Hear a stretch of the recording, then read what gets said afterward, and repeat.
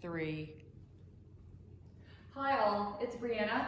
So we're going to break down some really basic yoga poses today, and Tiffany is going to join me, and I'm going to position her in some of the basic yoga poses that would be great for you to know when you start to attend a class or you're brand new to yoga. All right, so let's get started. Tiffany, come on over, say hi, hi, and we'll go ahead and start in child's pose. So child's pose, your knees can be wide or your knees can be narrow. And she's gonna rest her hips on her heels and extend her arms forward. So this is an extended child's pose. So all the way from her fingers through her tailbone, she's stretching her whole entire backside body, relaxing into her knees and her hips. Now it is absolutely okay, depending on your knees and hips, if your hips are a little higher. So pull your hips up a little bit. And your arms can actually come behind you, and your arms can rest. A lot of times if that's the case, then the knees are going to come in a little bit closer, just so you can rest your belly on your thighs. So it's a complete relaxation pose. Now from here, and this is where you start to tune into your breathing and make your breath very thoughtful. And in some cases audible, it's nice to be able to follow your breath mentally. So in your mind's eye, just simply pay attention. Next, let's go ahead and make our way onto all fours. So all fours, and you want to line up your bones. So that means shoulders, elbows, and wrists are stacked, and then hips are directly over your knees. So your femur bone is perpendicular to the ground, and then her shins are going to push into the ground. And typically the tops of your feet, if your toes or ankles are really tight, it may feel better for you to tuck your toes too, which is fine. And now as you inhale, Tiffany's going to take a big arch in her back and lift her collarbones. And you're trying to spread across the front of your chest, right at your clavicle, and drop your chest down, and then tip your tailbone up. So you have this kind of cow shaped back. And on an exhale, you're going to round, right? So tuck in, and that means chin, collarbones, spreading a lot of space between shoulder blades and at the lower back. And then the pelvis is a posterior tip.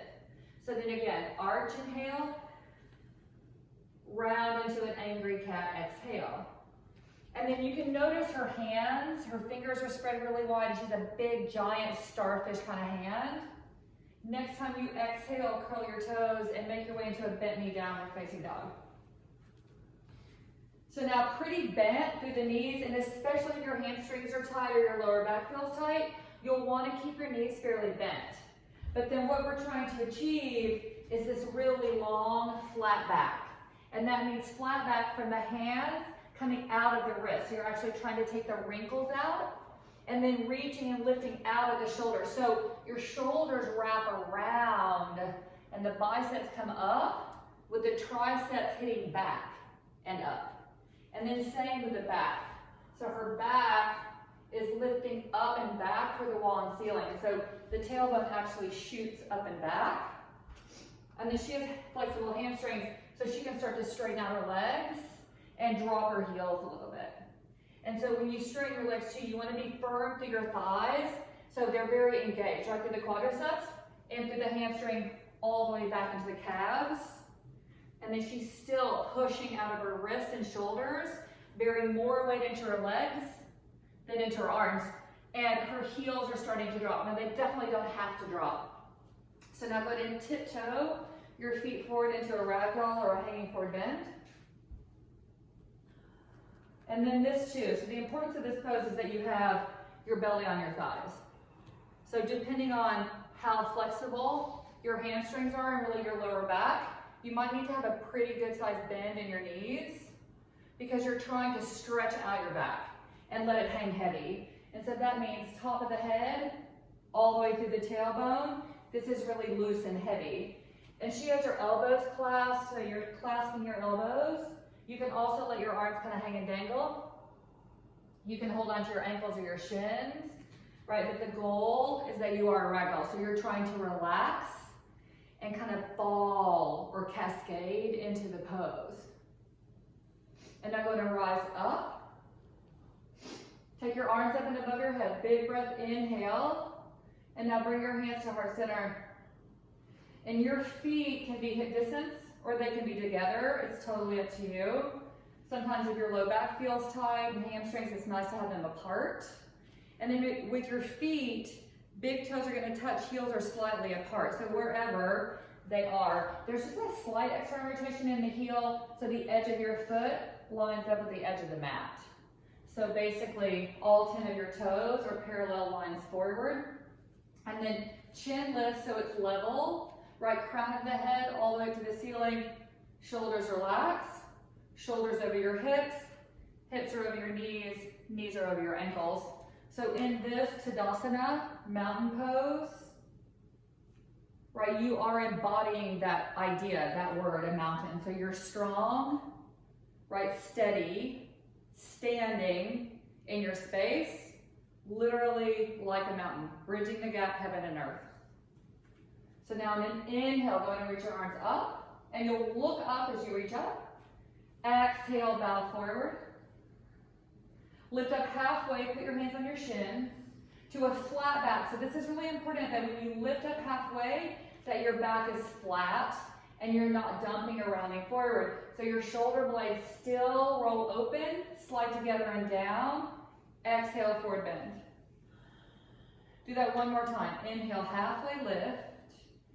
Exhale, bend your knees enough to put your hands flat alongside your feet. And now step just your right foot back. Drop to your right knee, low lunge. Inhale, lift the arms. And then just for a moment, take your hands to heart center again. And so this is what I'm looking for, that her knee is over her ankle, possibly slightly in front, but not largely in front. So this is stacked. And now her shin bone, right, is lined up, knee, ankle. And then her back knee, she's not really on her kneecap itself, but slightly forward of the kneecap, so more on the thigh. And now you can do a few things. You can stay pretty upright and tip your tailbone under and feel a hip flexor stretch. It would actually be in the right side. Or you can drop your hips forward toward your front heel and feel more into the psoas, into the abdominals. So it's a little bit more of a back bend. So now inhale, take your arms up. And then go ahead and clasp your hands behind your back. Take the heels of your hands together. So you want to bind your fist and slide your knuckles down your right leg. Open up your chest, and the head is the last thing to fall back. Usually it's the easiest. So it's more like heart-chest lift, sternum lifts up to the wall and ceiling. And now inhale, come all the way up. Reach your arms up. Exhale, frame your front foot with both hands and straighten out your left leg. So we'll go into a half split. And now pull your left hip up and back and level or square through your hips. So you want to keep your hips lifted, and I would even lift them up a little bit more. And then you can start to drop into a deeper stretch in the back of your left hamstring. But still, right, chest presses forward, heart stays lifted, back of your neck stays really long, all the way from your crown to your tailbone. And this is a good place to elevate. I'll be right back on blocks. If you feel like your hamstrings are particularly tight, or your lower back or your arms just aren't long enough.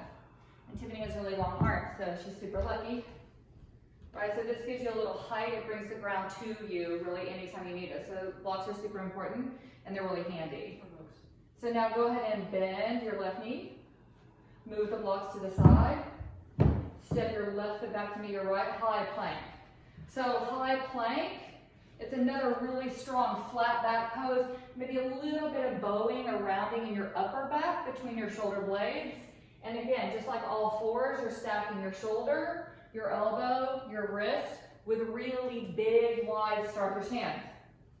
Legs are strong and straight, right? Powerful, engaged quads, stretching the skin behind your knee, long calves, right? So you get a good calf stretch, pressing your heel straight back with your heel right over the ball of your foot.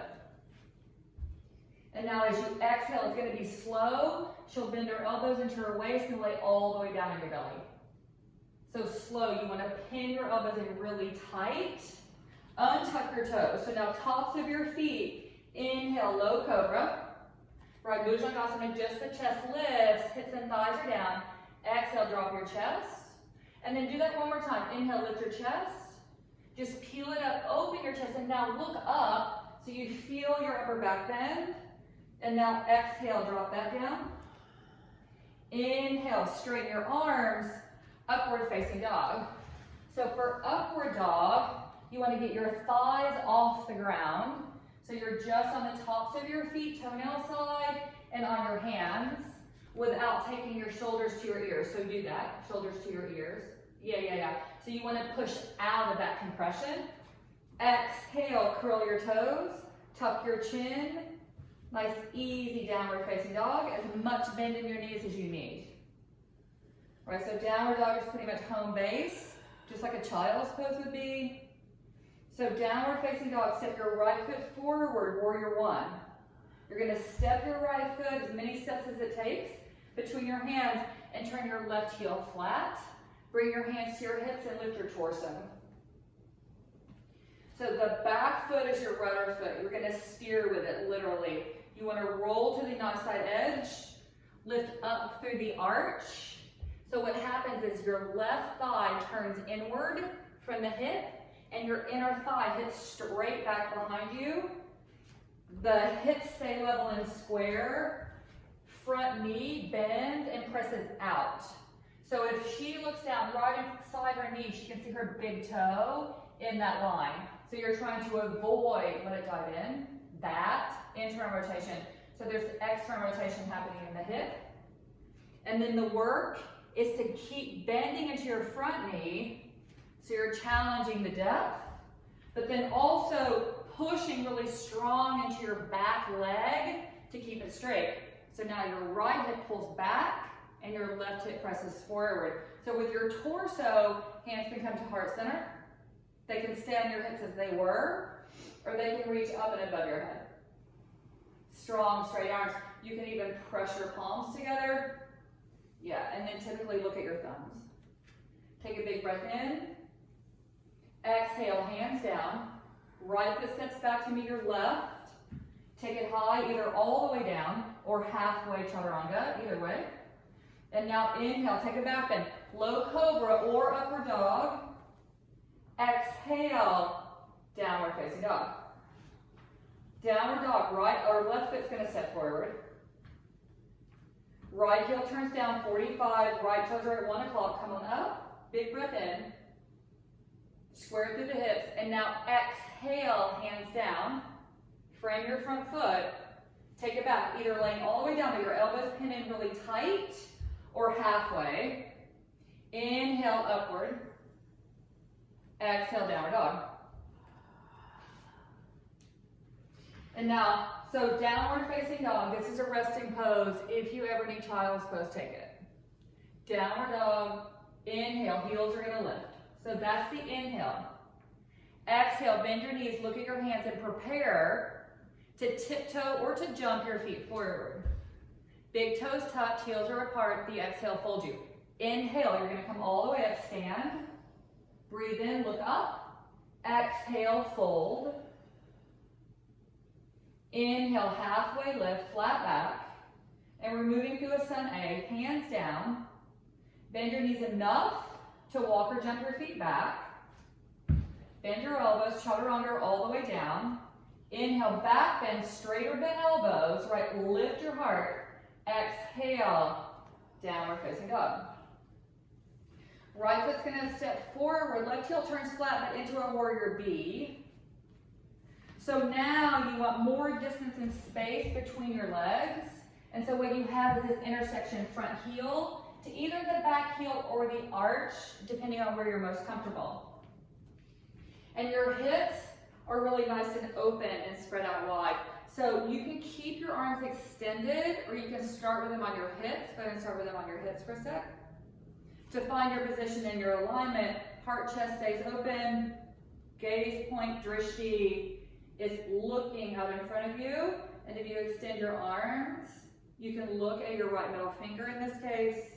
Strong arms, right? Really strong without feeling rigid, just really powerful, right? You're in a warrior. And then belly and ribs pull in, tailbone drops down, and it's the same thing. Her knees pressing out so she can see her big toe inside her knee.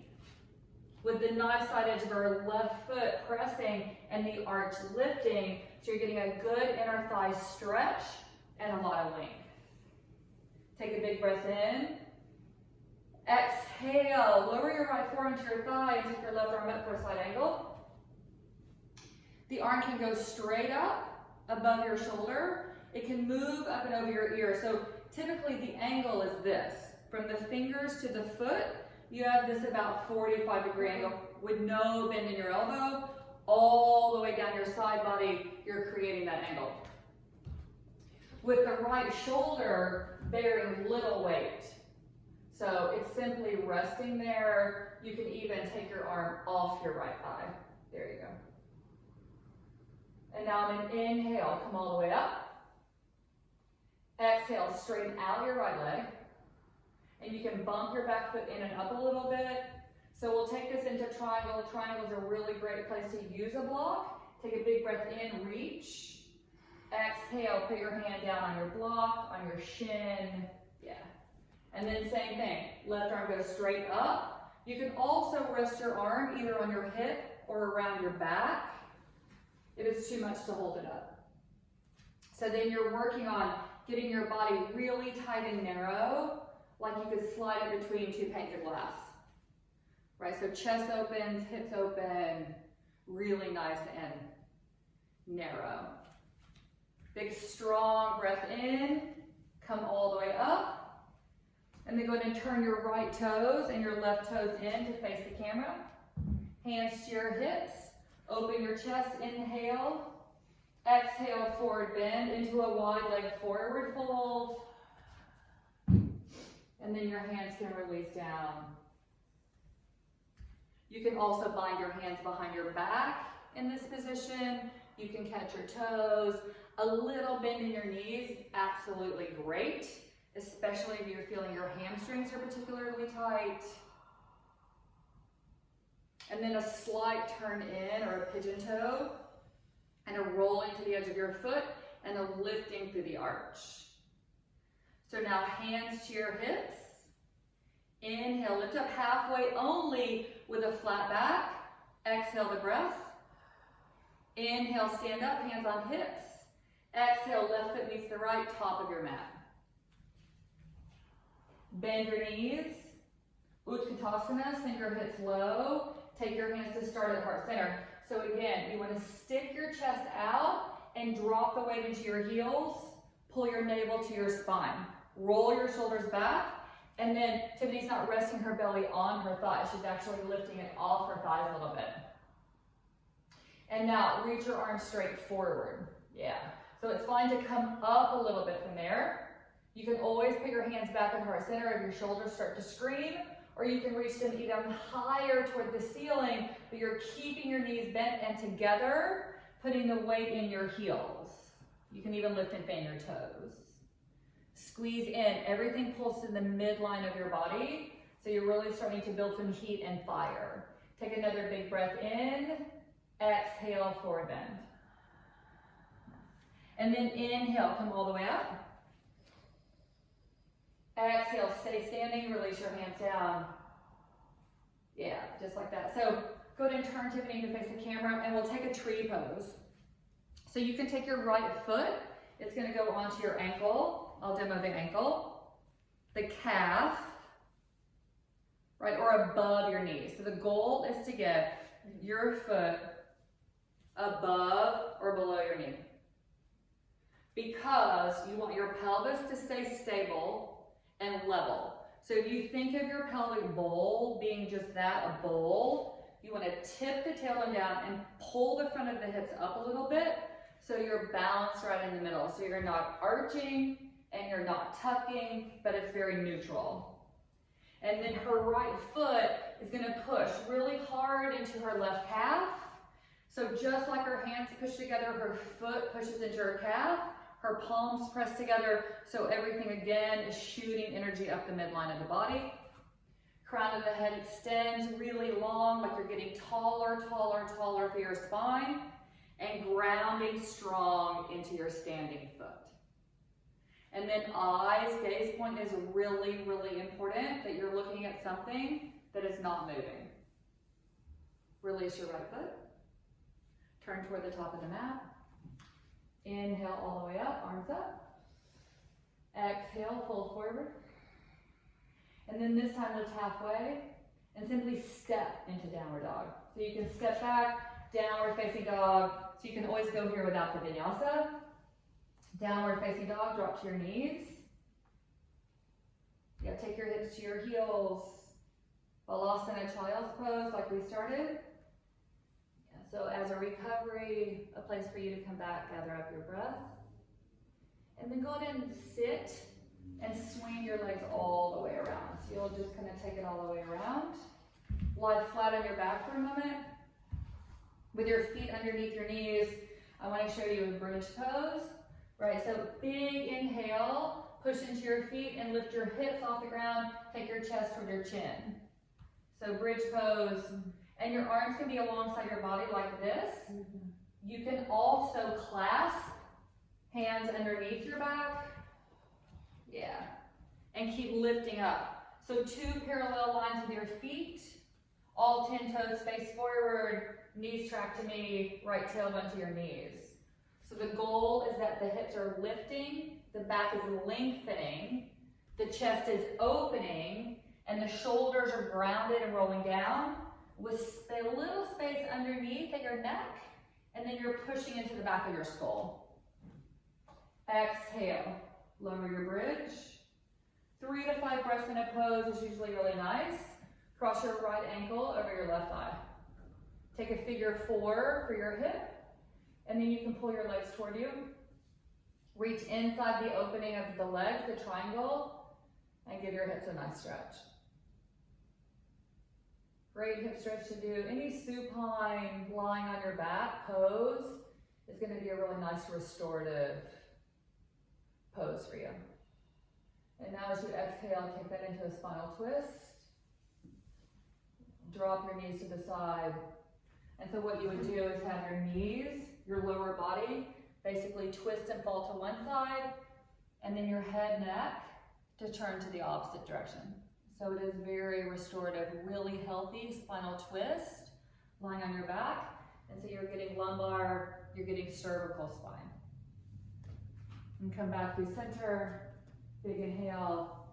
Hug both of your knees into your chest. And you can take a happy baby by catching the outside edges of your feet and just giving yourself a little rock side to side. Releasing through your low back, releasing through your hips. And now bring your legs straight up to the ceiling. So this again, you want to stack, basically ankle, knee, and hip in a comfortable way, where your lower back is really just relaxing and spreading on the floor. And this also is a very restorative inversion. So it's good for you to turn everything upside down. It just lets the flow of blood kind of turn the other way in reverse. It's really good for your lymphatic system, for your glandular system, and just to take the weight off your legs. You know, especially if you're standing a lot or walking a lot. So this is nice to do at night also. It's nice to have a wall you can put your legs against or your headboard. So a really nice restorative way to help you relax and to settle in. From here, make your way into Shavasana. And so traditionally, Shavasana, legs extend where they're comfortable and just kind of lightly fall open. So there's some external rotation in the hip. Arms alongside the body, several inches from your hips, palms face up, shoulders relax down. Close your eyes. This is where you're breathing and being and really taking time for yourself. Right, rest is important. Restores your energy. It's really nice to give yourself just a moment or two every day to be with yourself and to practice. Even if it's Shavasana, to give yourself a moment or two to relax, to center. I hope you enjoyed this tutorial. Give you a few things to work on and some basic yoga poses to make you more comfortable. Thank you so much. Namaste.